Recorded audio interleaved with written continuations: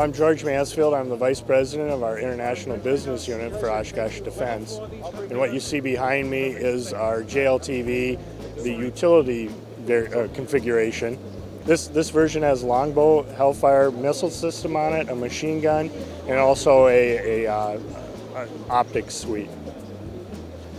Well, the U.S. Army has given Oshksoh a contract for up to about 17,000 of these vehicles in 4 different configurations. This is one of the configurations, and what we've put on this vehicle is just a capability that is demonstrating a capability of what we could put on a utility type vehicle. Okay, this vehicle behind me is our general purpose vehicle, so it's a 4-door vehicle. It has 4 seats and then a gunner's seat. On this version, we have a remote weapon station mounted on the top, a Konsberg remote weapon station on the top. And it's, like I say, a 4-door versus the other one was a 2-door utility vehicle with just a flat back on it. Well, Oshksoh 2 years ago received a contract to deliver up to 17,000 JLTVs in 4 different configurations to replace their up-armored Humvee fleet. Actually, we're in tests with the JLTV right now. We will go into full rate production in December of 2018, and at that time, the U.S. Army and the Marine Corps will start fielding vehicles. And yes, there is other interest in other NATO countries right now to get JLTVs, but there are none in service and we have no orders at this point in time.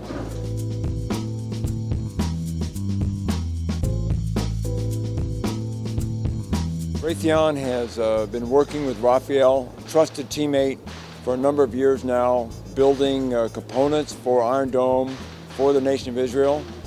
We thought it was a logical next step to bring that system into the United States to SkyHunter. It's a great system. For a very small amount of investment, we bring a huge capability to the U.S. and to its allies. There are several threats it's designed for. It was originally designed for counter-rocket artillery mortar. However, it's very, very capable against air-breathing threats, helicopters, aircraft, unmanned air surveillance systems, and as well as some of the low-end cruise missiles. I can to an extent, unclassified, it's about a 15-kilometer range. That's 360 degrees from the launcher. What you have behind here is a launcher, one launcher of a battery. We brought in an entire battery to the United States to show that capability. So with that battery, you have command and control, you've got missiles, you've got launchers, as well as a radar. So the whole system together provides the capability we think is needed to fill the gaps out there.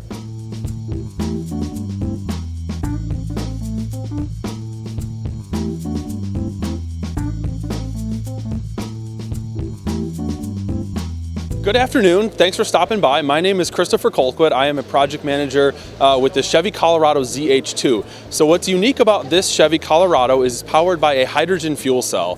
So this is a zero-emission electric vehicle, and what we're doing is we're taking hydrogen as our onboard fuel, and we're converting that into electricity to power the vehicle, the motors, all the auxiliary components, and then we are delivering that. The exhaust is nothing but water vapor. Fuel cells offer some really compelling advantages over a combustion engine that, of course, the zero emission, ability to use renewable energy to power the fuel that goes into it. But from an onboard driving characteristic, we have tremendous amounts of wheel torque. The system is very quiet. It's nearly undetectable to hear when it's operating. And we have the ability to export power out of the vehicle, so eliminating the need for a separate generator to be brought out into the field to power equipment, and then nothing but water vapor out the tailpipe. That was, if we were so inclined to capture it, obviously could provide water out in a remote location.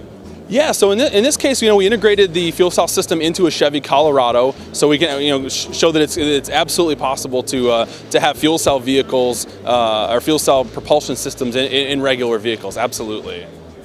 Yeah, so that's what we're exploring, and this is a collaboration between General Motors and U.S. Army TARDEC to really explore the viability and the feasibility of using this type of propulsion system for future military vehicles.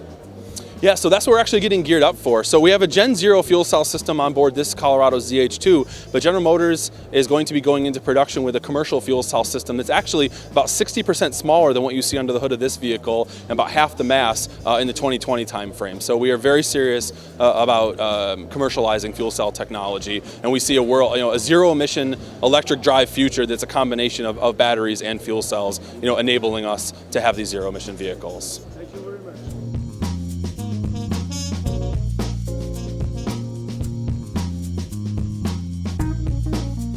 Well, there's been a real gap in all of the headquarters capabilities and command and control. Most of the vehicles are not adaptable to higher headquarters command post requirements, and so we developed on our own dollar, our own investment, a Stryker command post with, as you can see, a high back that allows the soldiers inside to stand up while they're inside rather than sit down.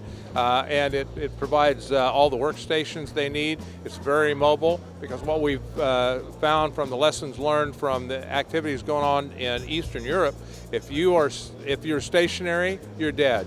And so the issue is, how do you keep your command and control up and running while you're moving? And this is one of the examples of doing this. We partnered with our GD Mission Systems group in putting a comms package in here that would provide all of the communications that a division corps headquarters would need in a mobile command post. So we think it has merit. It looks as though there's going to be an operational needs statement again coming from Europe to provide them something similar to this. We don't know that this is the exact solution, but it's certainly one of the options. Well, if you looked at our SHORAD launcher that was cut off in the back, this is another module that would go on that cut off vehicle. You can put all kinds of different modules on the back that would allow you to do a command post. You could do the SHORAD launcher. There's some other things that we're looking at, a recovery vehicle. So we think it's a very utilitarian design, and could be put to use on a lot of things the Army needs in the future.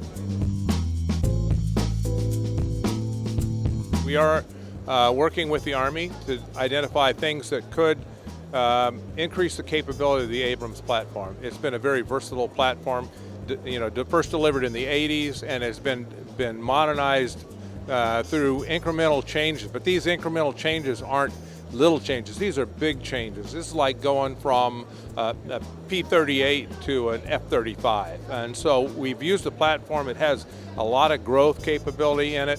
The next V4 version will include a lot of lethality increases to it. This last one was more on the reliability side. And so we're working with the Army to decide what are those things that are potential. It may be the last upgrade to the Abrams fleet to go to the V4, and then at some point in time in the future there may be the option of changing out the main battle tank. I don't know. But V4 is a chance for us to really sit down with the Army and come up with a solution that we can implement quickly that gives them increased capability over the V3, and it'll primarily be focused on lethality. We just got under contract with them, and so we're going through a lot of trade studies and options that we think might make sense. So it's really hard to say on what the decision is going to be on what that next increment of improvements is going to be. But I think it will be pretty significant. I think there's a decision point in a couple years for the Army to make that leap. I'm not sure they're ready to make it right now. The Abrams is still, I think, with the V3 capability, overmatched to any tank in the world still. But it's getting close, and so the Army's watching that very, very carefully to make sure that whatever they plan for the next increment, whether it's an enhanced V4 or whether it's the next main battle tank, that it'll give our soldiers significant overmatch to any of our competitors out there. But right now, we're still competitive, and so I think the Army is being very astute in the way they're bringing the evolution of the tank along. Well, the Army right now is still focused on a manned turret. They believe that the situational awareness that you get with your commander with his head out of the turret looking around is better than cameras. The new soldiers of today's Army are more used to looking at games on their video, so that may change over time, but right now the Army's still looking at a manned turret. Now, Whether they change that philosophy or that culture, that'll be up to them. There are options of bringing the crew back into the vehicle and having an unmanned turret with an autoloader. I'm not sure they're quite ready to make that leap yet.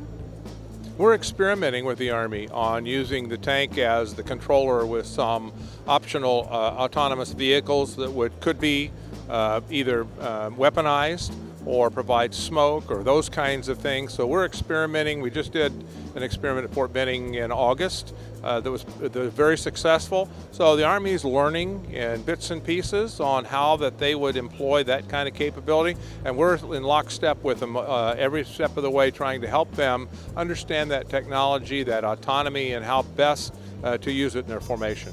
Thank you very much.